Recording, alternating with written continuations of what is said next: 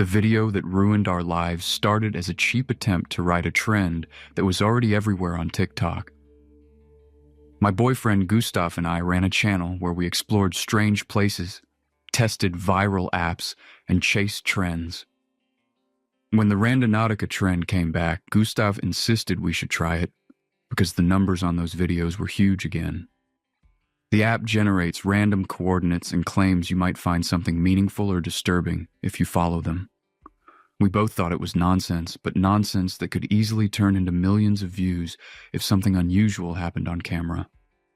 The location it gave us was a quiet stretch of beach about an hour from the city, far from tourist areas and mostly empty, even during daylight.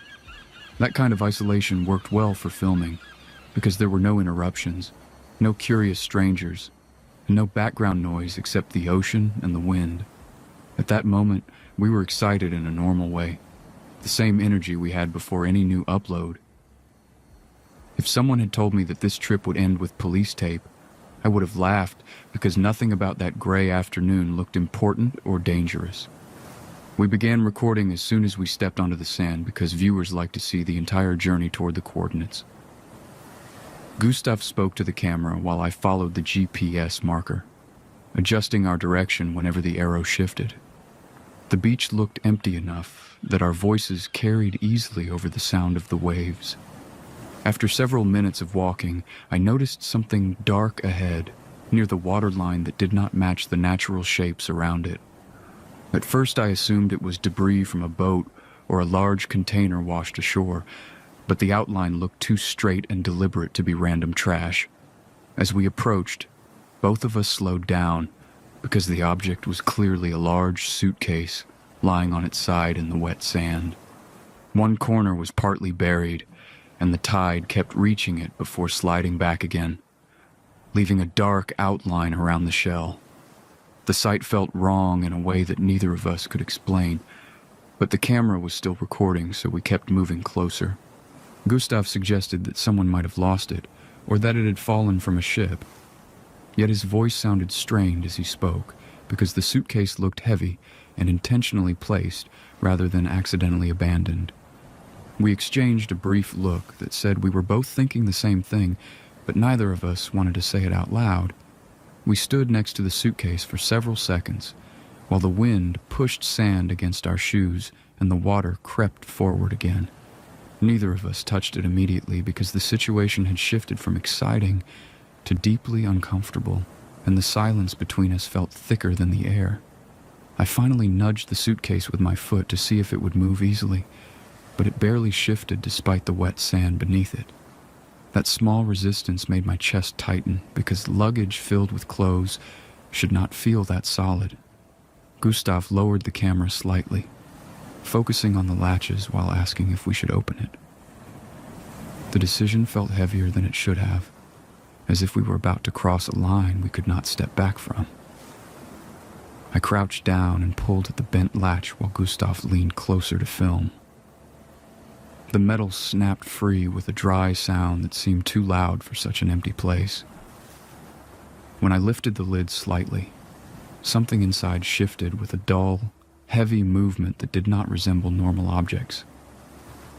Gustav moved closer, trying to capture the interior on camera, and the moment the opening widened, a thick, rotten smell rushed out so strongly that he recoiled while covering his mouth. Inside were several black garbage bags packed tightly together, and one of them had split enough to reveal pale human skin pressed against the plastic. It took a second for my brain to accept what I was seeing, but once it did, I slammed the suitcase shut with both hands while Gustav stumbled backward, making a sharp sound that did not sound like anything I had heard from him before. For a few seconds, we just stared at the closed suitcase while the camera lay forgotten in the sand, recording our reaction. The reality of what we had found settled in slowly, bringing a cold sense of danger that had nothing to do with the ocean or the empty beach. Gustav said we needed to call the police immediately, and his voice trembled despite his effort to stay composed.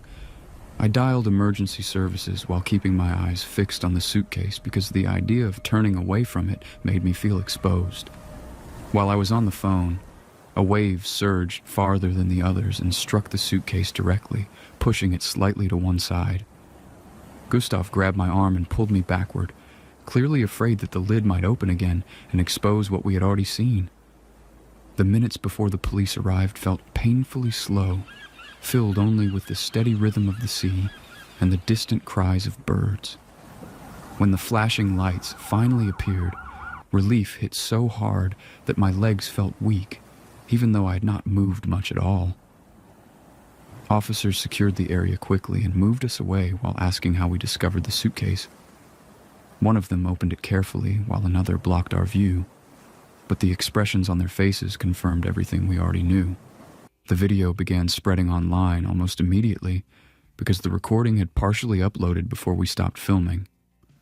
Within hours, millions of people had watched the moment we opened the suitcase, and news outlets started contacting us for interviews. 2 days later, Gustav returned to his apartment alone to collect some personal items while I stayed behind to handle calls from reporters. The building hallway looked normal when he arrived, quiet and unchanged, which made what happened next even more shocking. As soon as he stepped inside and closed the door, a man rushed from behind the entrance corner and grabbed his shoulder violently. He forced him against the wall and pressed a knife near his ribs, breathing hard as if he had been waiting there for a long time. "How did you find it? Who sent you there?" Gustav tried to speak steadily, even though the situation was terrifying, explaining that we used a random coordinate app and had no idea what we would discover. The man stared at him with intense suspicion and shook his head, clearly convinced he was lying. "Someone told you. You ruined everything." He repeated the truth, describing the trend, the filming, and the fact that millions of people use the same app without any control over where it sends them. Noise from neighboring apartments began spilling into the hallway because the struggle had not gone unnoticed. The man's focus shifted toward the door as voices grew louder outside, and his grip tightened as panic replaced his earlier control. Gustav continued speaking calmly, hoping to keep him from reacting violently while the sounds outside increased. Sirens approached in the distance, growing louder with each passing second. When the police arrived, the man shoved him to the floor and tried to escape through the hallway, but officers intercepted him almost immediately. Gustav remained inside, shaken but alive, while the chaos moved outside his apartment. Investigators later identified him as Michael Lee, the landlord of the 2 victims found in the suitcase. He had murdered Jessica and Austin after a dispute over unpaid rent and disposed of their bodies at the beach, believing no one would ever discover them. Michael Lee eventually confessed once the evidence against him became overwhelming, and the case drew massive public attention because of the viral video that documented the discovery. For viewers, it was shocking content, but for us it became a permanent shadow that followed everything we did afterward. I began receiving letters from him in prison, filled with anger and accusations that we had intentionally exposed him. Each letter repeated the same demand for an answer, insisting that someone must have guided us to that exact location. Michael Lee is still in prison, still sending letters, and still asking the same question. "Who sent you to the suitcase?" Michael Lee murdered his tenants, Jessica and Austin, after they fell behind on a rent payment, then hid their dismembered remains inside a suitcase and abandoned it. 3 teenagers later discovered the luggage and posted the find online without realizing it contained human remains. The video quickly went viral, reaching around 30 million views, which drew massive public attention and ultimately led investigators to the case. If you want to understand how I ended up on the brink of death, you have to start with the part where success stops feeling real and starts feeling like something you must feed every day. I run a huge TikTok account built on eating things that look unsafe, disgusting, or borderline illegal, and the audience keeps growing because they're always waiting for the moment I finally go too far. At first it was fun, then it became income, and eventually it turned into a machine that never stops asking for something worse than yesterday. Brands send me products constantly, most of them novelty foods or strange imports, and I rarely turn anything down because every video means more exposure and more deals. My apartment looks like a storage unit filled with boxes, coolers, and half-open packages, and the smell changes depending on what I filmed that week. I stopped caring about nutrition or common sense a long time ago because neither of those things trends online. So, when an unknown company offered a large payment for a short series about eating expired products on camera, I treated it like any other risky promotion and signed immediately. The contract demanded full visibility of expiration dates and no editing cuts, which sounded perfect for shock value. I didn't research them properly because the money was already in my account, and at that point caution felt like a luxury for people without deadlines. The package arrived in a plain box with heavy tape wrapped around it. Some labels were faded, others had additional stickers placed directly over the dates so they'd be easy to read on camera, which made the whole presentation feel deliberate. It looked less like a random assortment and more like a curated collection of things no one should eat. Before recording the first video, I held one swollen jar in my hands longer than necessary, noticing the lid bulge slightly and make a faint clicking sound when pressed. I opened it, forced a smile, and started talking to the camera, as if nothing about the situation was unusual. The smell was sharp enough to sting my nose, but I kept going because backing out after pressing record would just look weak. Once the performance begins, you feel obligated to finish, no matter how bad the idea was. About an hour after uploading the first video, my stomach started hurting in a way that made it hard to stand upright, not like normal nausea, but like something twisting deep inside. I laid on the bathroom floor sweating while my phone buzzed nonstop with comments praising my commitment, and that contrast made the pain feel more isolating because no one could see the reality behind the clip.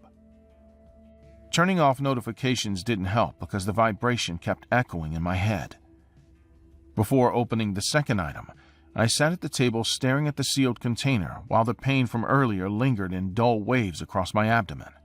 I considered stopping the series, but the contract penalties were severe, and the money had already been spent on rent and equipment upgrades. Admitting failure would not only cost financially, but also damage the fearless persona that made my account valuable. The second product was a cloudy drink that released a strange hiss when opened, and the liquid inside moved sluggishly as if thicker than water. I took a cautious sip, then a larger one for the camera, and immediately felt heat spread down my throat into my chest, followed by a heavy nausea that made my head spin slightly. Even then, I kept talking, forcing enthusiasm because thousands of views were already guaranteed. That night, I woke up suddenly, sitting upright, with acid burning my throat and my heart racing fast enough to make my chest ache. I recorded a quick clip out of habit, intending to use it as bonus content, but watching it back made me uneasy because I looked genuinely frightened instead of entertaining. It was the first moment I wondered if I'd misjudged something serious. The next morning, news broke about another creator collapsing during a live stream, and I recognized him as someone who had recently posted similar expired food challenges. The report blamed stress and dehydration, yet the timing felt too close to ignore, especially since his last video showed products that looked disturbingly similar to mine. Online comments were already speculating about dangerous sponsorships. Before filming the third video, I paced around my apartment, rereading the contract and searching for any trace of the company, hoping to find reassurance that this was just an edgy marketing campaign. The absence of information felt intentional, as if whoever organized it wanted no public footprint at all. That realization made continuing feel less like work and more like participating in something hidden. The third item was preserved meat, sealed so tightly it took real effort to cut open, and the smell that escaped was strong enough to make my eyes water instantly. I leaned away from the table, breathing through my mouth to avoid gagging, but then leaned back into frame because stopping would look suspicious. Every chew felt like forcing rubber down my throat while my body resisted. Midway through the recording, a sharp pain spread across my chest and into my back, making it difficult to sit upright, yet I kept talking because fear of losing relevance outweighed physical fear in that moment. Messages began appearing saying I looked pale and unwell, which only increased the pressure to act normal. I ended the video quickly and spent the rest of the day lying still, hoping the sensation would fade. Another smaller creator was reported unconscious in his apartment, also known for extreme food content, and the pattern was becoming impossible to dismiss as coincidence. Discussion threads connected our recent sponsorships, pointing out how several of us had accepted deals from unknown sources offering unusually high payments. Reading those theories made my chest tighten with something closer to dread than pain. I studied my reflection in the dark screen and noticed how drained I looked compared to older videos where I seemed loud and energetic. My face appeared hollow, my lips dry, and there was a constant pressure behind my eyes that made focusing difficult. During the live stream, I displayed the remaining products and warned others about the sponsorship, explaining that something was clearly wrong. Instead of support, the chat filled with people mocking me for pretending to care only after getting paid, reminding me of past videos where I bragged about doing anything for money. That reaction made the situation feel hopeless, like I had lost credibility exactly when I needed it most. While speaking, the room began to tilt and my hands stopped cooperating, causing the table to shake as I tried to hold on to it. Breathing became shallow and uneven, and the sound of notifications merged into a loud, continuous buzz that drowned out my own voice. I slipped from the chair and hit the floor, aware that thousands were still watching but unable to move enough to stop the stream. I woke up in a hospital bed surrounded by machines, with a nurse explaining that viewers had called emergency services after seeing me collapse live. Tests showed severe inflammation, consistent with ingesting contaminated substances repeatedly over several days. Hearing that confirmed my fear that this was not a random illness, but a direct consequence of the sponsorship. Before I was allowed to use my phone, a television report mentioned influencer rivalries and suspicious deals targeting smaller competitors.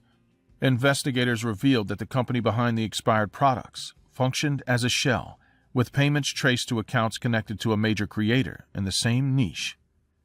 The implication was clear, even without naming him directly.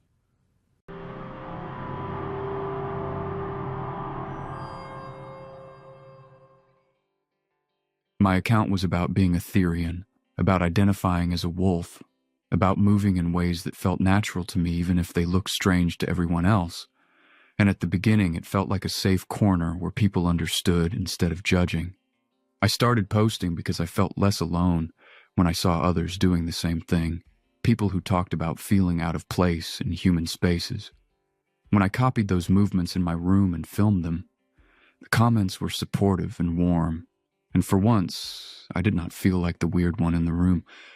Over time, I connected with other Therians nearby, and we decided to meet in person once a week in a park near the forest, at the edge of town, a place far enough from houses that nobody complained and open enough that we felt safe being seen. Those meetings became the best part of my week, because nobody laughed and nobody tried to fix me. And when I posted clips from those gatherings, the comments filled with people saying they wished they had something like that too. It felt like building something fragile but real, like a small community that existed both online and in the physical world. Everything changed when one of my videos spread far beyond the usual audience, reaching people who did not want to understand and had no interest in being kind. At first, the insults were predictable, the kind of lazy cruelty people throw around when they want to feel superior. But the volume kept increasing until it felt like opening my phone meant stepping into a room full of people shouting at once. Then the messages became more specific and personal, with strangers describing how they would catch someone like me, how animal control deals with aggressive dogs, how easy it would be to follow someone home from a public park. Some of them sounded like jokes, but others read like instructions, and that difference made it hard to dismiss them as empty noise.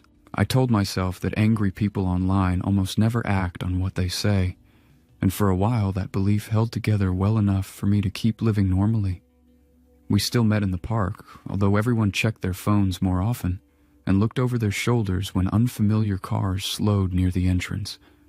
What really unsettled me was an account that did not insult or threaten directly, but instead posted quiet videos of Therians from a distance, zoomed in from behind trees or parked vehicles, with captions that sounded like field notes rather than commentary. The comments under those videos talked about tracking patterns, ideal times to approach. The night before our next meetup, someone in our group chat shared screenshots from a private page linked to that account, showing maps of local parks marked with times and notes about how many targets usually gathered there. Nobody in the chat joked after that because it looked like planning. When we arrived at the park the following afternoon, the mood was tense in a way I had never experienced there before, but no one wanted to be the person who said we were scared enough to cancel. A dart struck the ground near us with a soft thud, and for a moment nobody reacted because it did not register as real. But then another one hit a tree at shoulder height, and someone shouted that they were tranquilizer darts. Panic spread unevenly, some people freezing, others bolting toward the open field, until figures stepped out from the trees, wearing dark outdoor gear and holding equipment that looked disturbingly professional. They moved in a wide line, simply advancing in a way that forced us backward toward the forest, as if they were guiding livestock into a pen. One of them raised what looked like a modified rifle and fired another dart, and the person it struck cried out and stumbled, clutching their arm as their legs began to weaken. We ran because there was nothing else to do, crashing through brush and branches, hearing footsteps behind us that did not sound frantic but controlled, paced, confident. People were shouting names, begging others not to split up, but the terrain forced us apart as we dodged trees and tripped over roots. I hid behind a fallen trunk with two others, trying to breathe quietly while footsteps passed somewhere nearby, accompanied by calm voices discussing positions and directions as if they were coordinating a search exercise. One of the voices said not to damage the merchandise, which made my chest tighten because it meant they did not see us as people at all. A girl from our group limped into view, moving slowly, eyes wide with pain, a dart embedded in her leg just below the knee. She tried to call for help but kept her voice low, afraid of being heard, and when a net suddenly dropped over her from behind, she screamed properly, thrashing and clawing as a second dart struck her side and her movements lost strength. I stayed frozen behind the trunk, watching as the person who captured her tightened the net and dragged her backward across the ground, her heels digging furrows in the dirt while she begged them to stop. Another figure stepped into view holding a flashlight and a phone, calmly recording as if documenting a successful hunt. After they disappeared into the trees, I crawled in the opposite direction until I found one of my closest friends crouched behind a dense patch of bushes, shaking so hard that the leaves around him rustled. He grabbed my sleeve and whispered that he had seen two people carried away already and that we needed to keep moving before they circled back. A beam of light swept through the trees, slow and methodical, and we ran again, trying to stay low while branches snapped under our feet. He tripped hard over a root and fell forward, hitting the ground with a sound that made me wince, and as he tried to push himself up, a dart struck his back with a dull impact. He gasped and reached for me, fingers gripping my arm weakly as his strength drained away, and I tried to pull him up, but his legs would not cooperate, and his weight kept sinking. Footsteps approached at a steady pace, and his expression shifted from panic to a kind of quiet resignation as he whispered for me to go, insisting that at least one of us needed to make it out. I backed into thicker brush, forcing myself not to make noise, even though every instinct screamed to stay with him, and watched through gaps in the leaves as two hunters reached him and rolled him onto his back. One checked his pulse while the other adjusted the dart, speaking in a tone that sounded annoyed rather than concerned, as if dealing with equipment that was not functioning perfectly. They lifted him together and carried him away without hurry, disappearing between the trees while discussing transport logistics and pickup times. I stayed hidden long after their voices faded, too afraid to move, because I kept expecting someone else to appear from another direction. Sirens eventually cut through the night, growing louder until flashing lights filtered between the trunks, and police officers spread through the forest, calling out that it was safe to come out. Even then, I hesitated because the idea of standing up and being visible felt unbearable after hours of trying not to exist. 2 members of our group were not found alive, and the news later confirmed that several attackers were arrested after investigators traced their online activity, including videos they had recorded during the assault. Authorities called it organized violence motivated by hatred, but hearing official words did not make the memories less sharp. My TikTok account remains online but inactive, frozen at the moment before everything collapsed, filled with comments from people asking if I'm okay or if I will ever post again. Sometimes I scroll through them late at night, stopping when I reach the newer messages that reference the attack, because those remind me how many strangers witnessed it from afar. New accounts with similar symbols still appear occasionally, posting vague messages about unfinished work or future outings. And even if they never mention us directly, the implication is clear enough to keep me alert. Once a week, I sit on my bedroom floor at the time we used to meet, stretching and moving carefully in the small space available. It is not the same as running freely under open sky, but it is the only version that feels remotely safe now, and safety has become more important than feeling understood.